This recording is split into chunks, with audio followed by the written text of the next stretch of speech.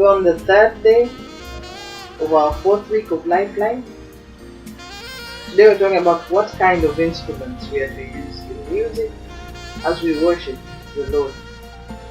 What kind of instruments?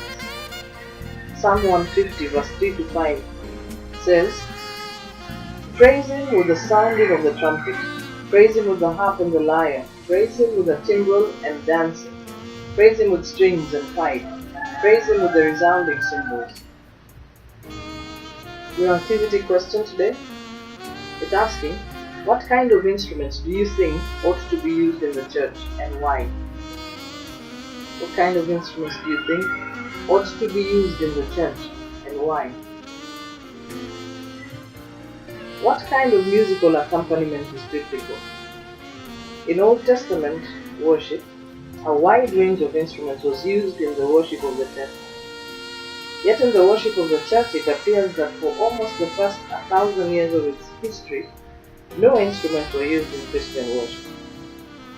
Today, most churches use one or more instruments. But where instruments are used, now to read this even louder than how I've been reading, where instruments are used, the instruments should aid the singing of the congregation, not overwhelm it. They should contribute to a deep spirit of reverence and joy and not undermine it. You know, once again, we play many instruments. I love instruments. But we are in danger of overwhelming the singing in our need to display our new skills on our instruments.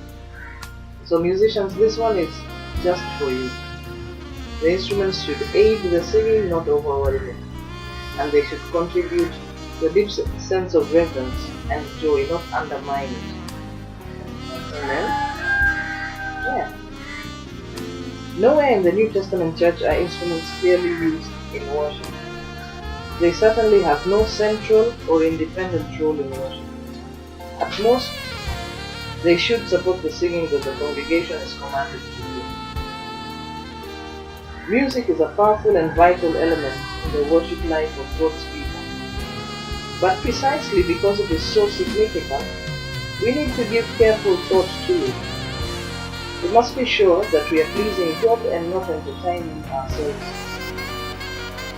The temptation to turn worship into entertainment is great, because as sinners, we are much more inclined to be self-centered than God-centered.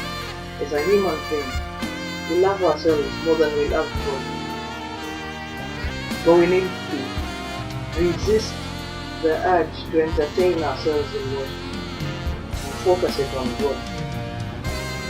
We are much more inclined to amuse ourselves than serve God. The kind of power that music has is demonstrated in the Old Testament, where we read how when Saul, king of Israel, was tormented by the evil spirit, David would play the harp to Saul, and the evil spirit would depart. We must therefore seek to spend so much time seeking the face of God and spending time with God in our own private time, so that our music to God will be so full of His Spirit that it has the same kind of effect on the people to whom we minister as David's music had to Saul. Pray that the Holy Spirit of God will be the inspiration for your music, that your music will minister life and not death to those you are called to minister to. And Lord, we pray, particularly for musicians and as musicians, that our playing of the music will be inspired by your Spirit and not by any other desire to be known or to be famous or to show off, but help us to be inspired by you, full of you. I pray for every musician watching this, that you fill them with your Spirit afresh. And as they play, the next time they play in corporate worship, your Spirit will come down and minister to your people. In Jesus' name we pray. Amen. Our memory verse today is Ephesians 5:18-19. It says, Do not get drunk on wine which leads to debauchery. Instead, be filled with the Spirit, speaking to one another with psalms, hymns, and songs from the Spirit. Sing and make music from your hearts to the Lord. Ephesians chapter 5, verses 18 to 19.